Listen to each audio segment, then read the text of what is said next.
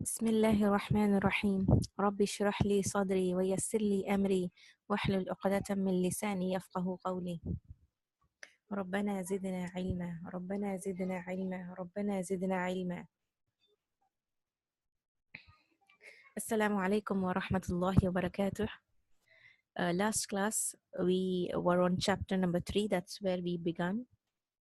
We began with tafkhim and tarqiq, and we completed the general definition, the different categories.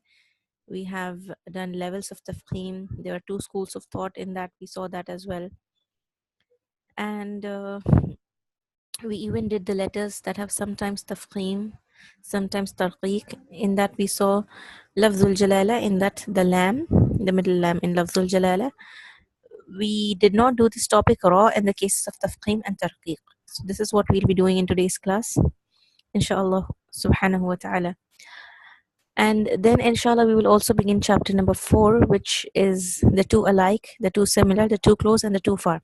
But in this I would suggest we don't do all the 4 together so that we don't confuse them, because they are very much related in the concept, but there are differences. Plus even the Arabic names, if you see, you may not remember the name, so it's fine if you don't remember, but we'll do it in split so that we can try to remember the names, inshallah. Okay, so let's go to chapter number 3.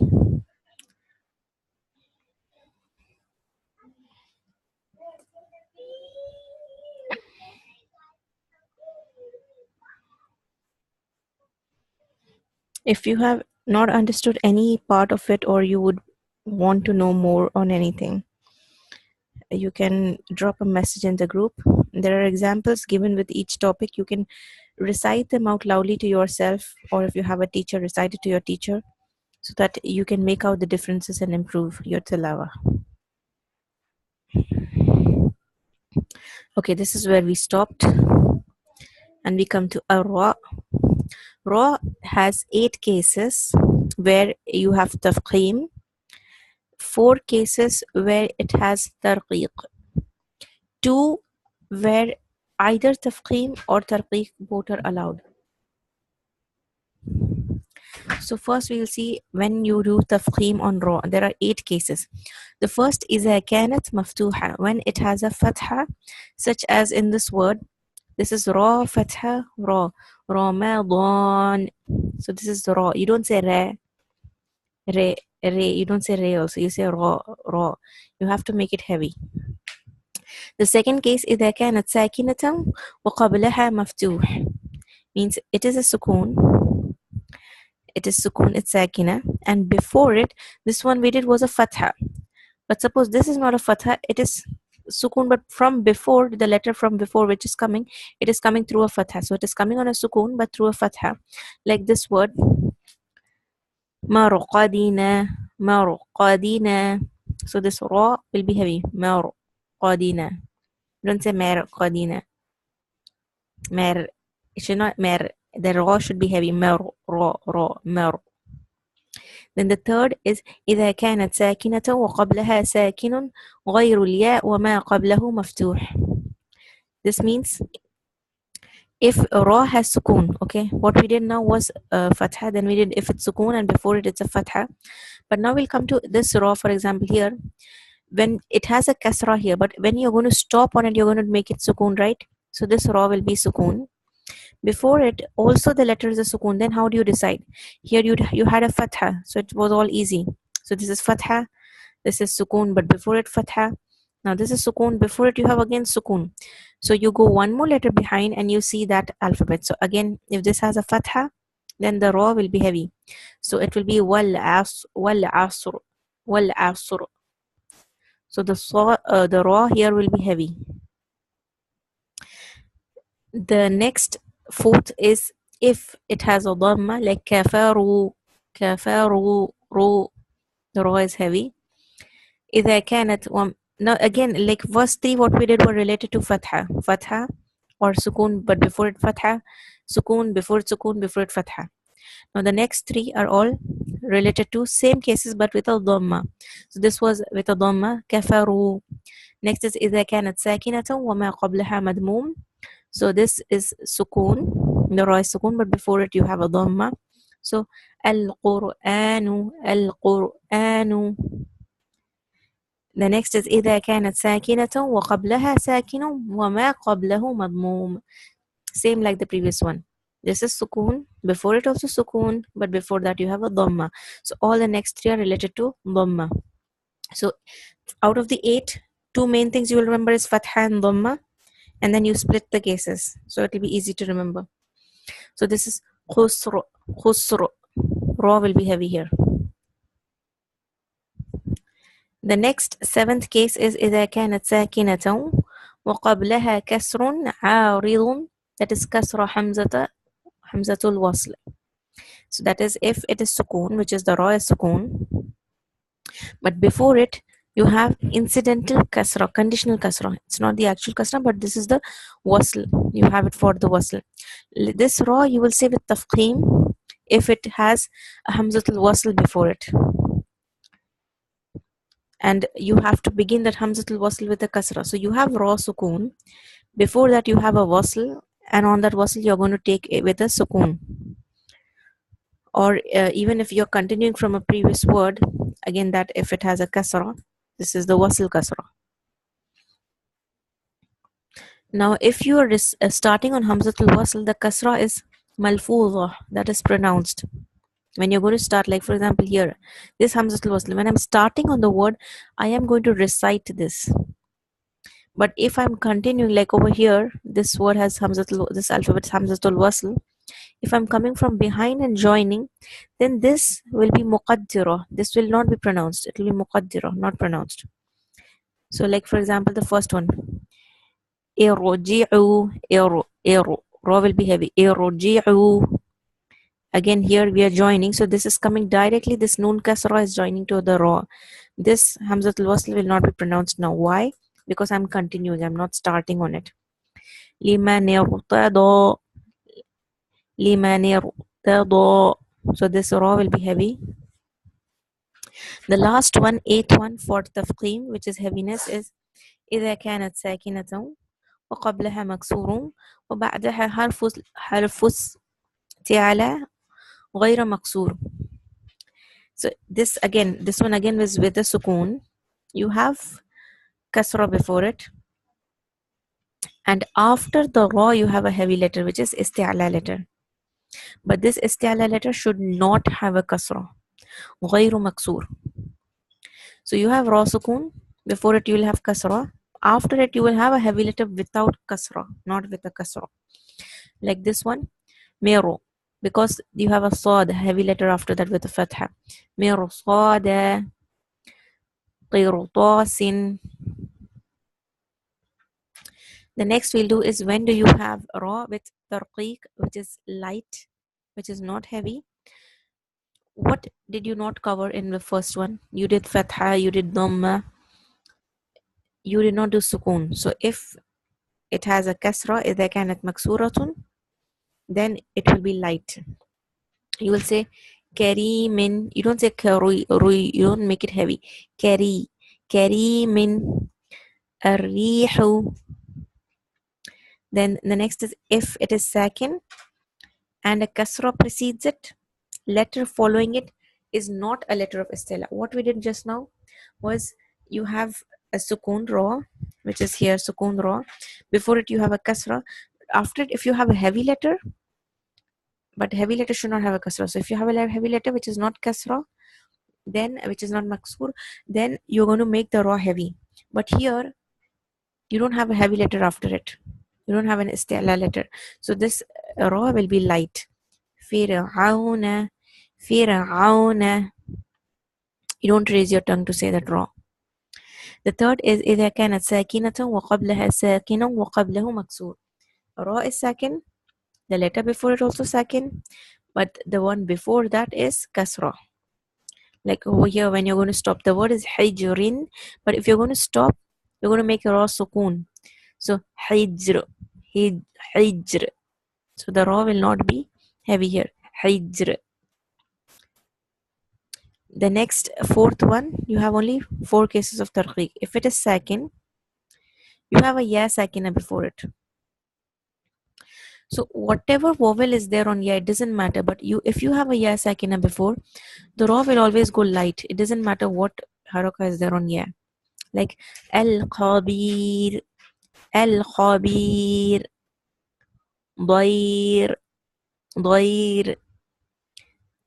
Now here when you're going to stop, because if it has a haraka on it, but when you stop you're going to make sukoon. So that's why it is mentioned that when stopping, because when you're not stopping you're going to recite that haraka of ra. Khair, khair. Then there are some cases, two cases such where tafqim and tarqiq for ra both are allowed. Now which are those cases? If your ra is sakina, okay, you have before it a kasra and followed by letter of isti'la. We did that if the isti'la letter does not have a kasra, then you say ra heavy. But if the isti'la letter has a kasra, then you have an option. Tafkhim and tarqiq both are allowed. Such you just have one example in the Quran, and that is the word firq. So you can say firq ra light or firq firq. You can make the ra heavy as well. This is in Surah Al-Shu'ara, ayah number 63. Now the two different ways of reading this ra apply when you're going to continue the reading, not when you're going to stop. Because what happens is when you're going to stop here, firq, firqin, firqin or firqin. But when you stop on qaf, what happens? You're going to stop here, so the qaf becomes a sukoon. So now, what was the rule here? The heavy letter should have a kasra.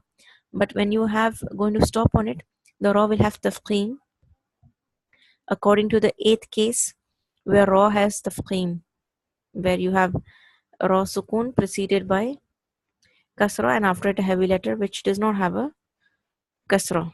Only if the heavy letter has kasra, after it you have a heavy letter with a kasra, then you have option. This is again when you're going to continue recitation. فرقين, like that, continue. إذا كانت الراء الساكنة وقبلها حرف استعلاء ساكن وقبله مكسور. The ra is sakina.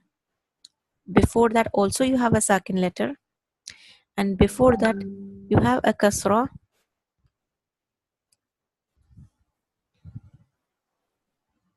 and the second letter which precedes the ra is a letter of istila.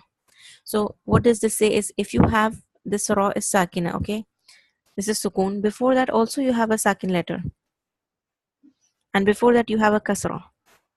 So this is kasra, you have a sakin letter, and then again you have a ra sakina.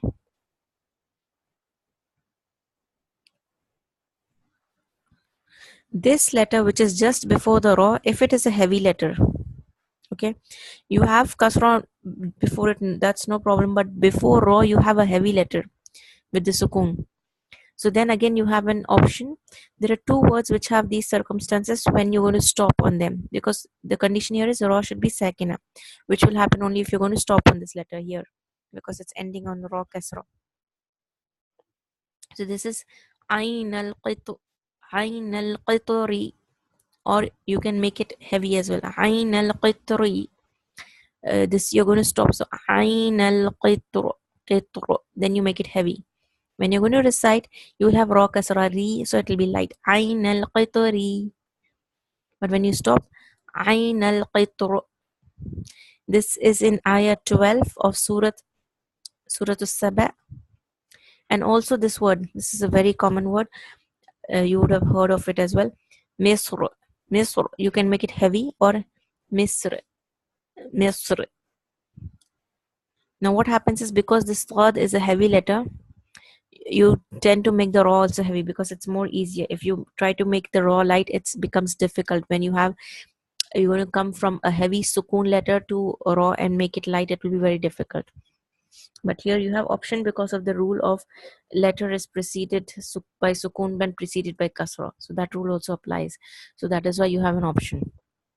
This is in ayah 21 and ayah 99 of Surah Yusuf, and ayah number 51 of Surah Az-Zukhruf. These can be read with tafkhim or tarqiq of the ra when you're going to stop on them. And of course, the remaining letters all have tarqiq, apart from whatever is covered. The next that we have is the next chapter, the two alike, the two similar, the two close, and the two far. Now, what does this mean? What happens is when some makhraj are close together, pronunciation rules slightly change, or if the makhraj is very far but sifat is close. So it depends on various characteristics and the makhraj. Based on that, you're going to change your recitation of the alphabets. Now, let's see how that is done. The terms in Arabic for these four are known as متماثلان ومتجانسان ومتقاربان ومتباعدان.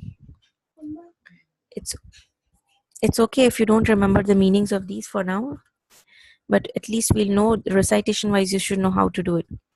Now, study of the relationship between two letters, and then in writing when they meet, and in the pronunciation, this is important to determine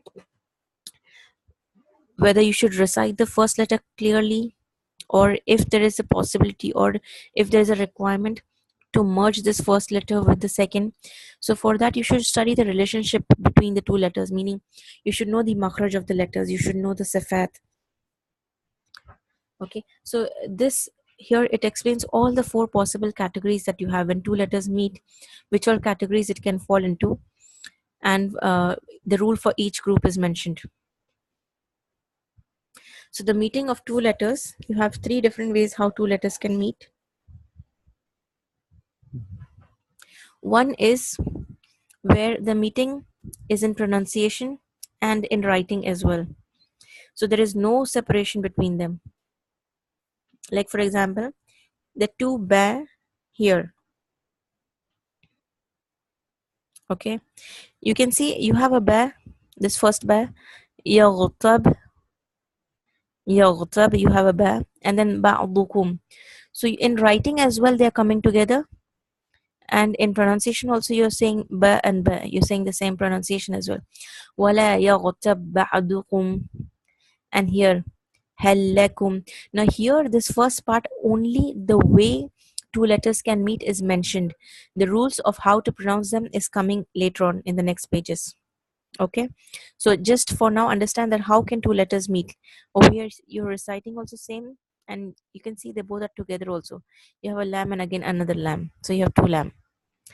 The next kind of meeting would be only in writing. Writing wise, you can see that they're meeting, like over here innahu huwa. Here the two ha are next to each other, right? Ha and then ha, but you can see there is a small wow here which we had done in the mad. This is maddu sila. This prevents them from being pronounced together. And in this book, we have mentioned this in the beginning, that all the rules are based on Hafs and Asim. So as per Hafs and Asim, when you read this, you have in pronunciation, you have a split, you have a break. Innahu huwa. So the ha and ha is not being pronounced together.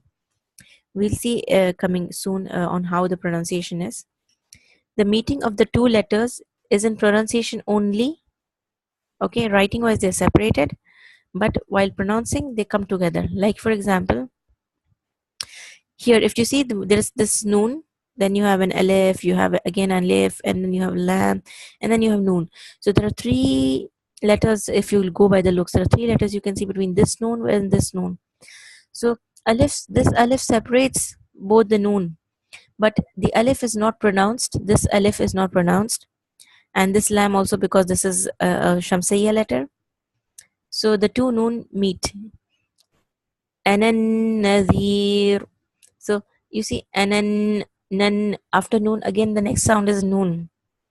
Okay, the first type is what is being covered in this book. The second type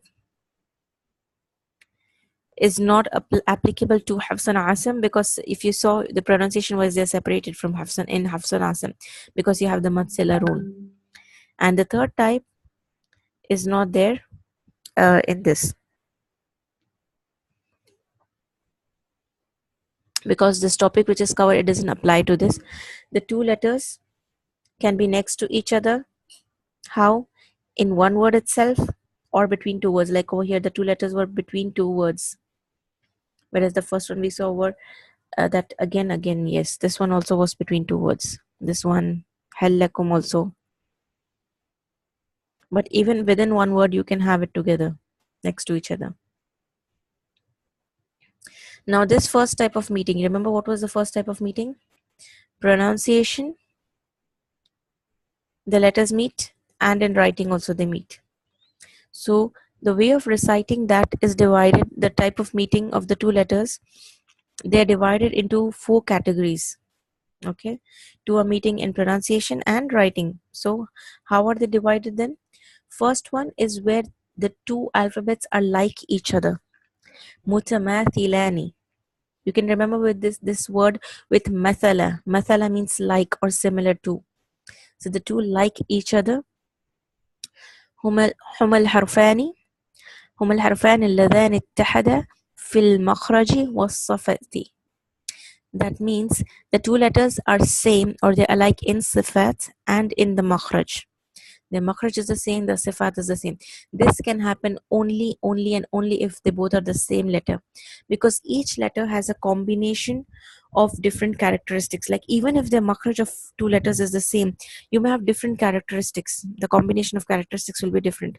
So if the characteristics and sifat, the makhraj, all are same, that means they're exactly the same letters.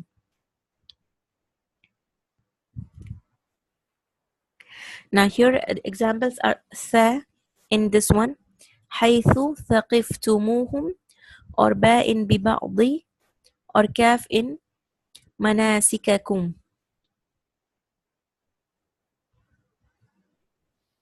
Okay, the next one is where the two are of similar nature. متجانسان. You can remember with this with jins. Their jins is same, their nature is same. Okay, they are the two letters that have the same makhraj. They're coming from the same makhraj, same place, because their jins, their origin is the same, their makhraj is the same, but in sifat they differ. Like for example, dal and ta, they're from the same makhraj. Dal and ta, you can go back to the previous chapter of makhraj and see. So it can be in one word, like over here, dal and ta, abadtum, or it can be within two words, hammat ta'ifatani. Okay, ta and ta again same makhraj. Ta, ta and dal same makhraj. The third case would be where the two are close to each other. Mutaqaribani. This you can remember from the word qarib. Qarib means near. So they are near, close to each other. That means they are close in makhraj and sifah, or they are close only in makhraj, not in sifah, or they are close in sifah but not makhraj. Any of the combinations. So from the definition itself, now you can know that you can divide it into three categories.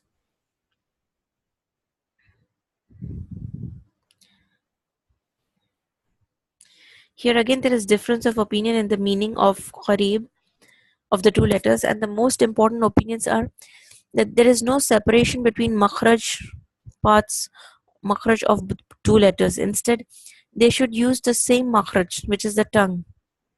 Or if they're using two different makhraj, then there is no separation between the both of them. Like for example, if the lips, that is one makhraj, the tip of the tongue,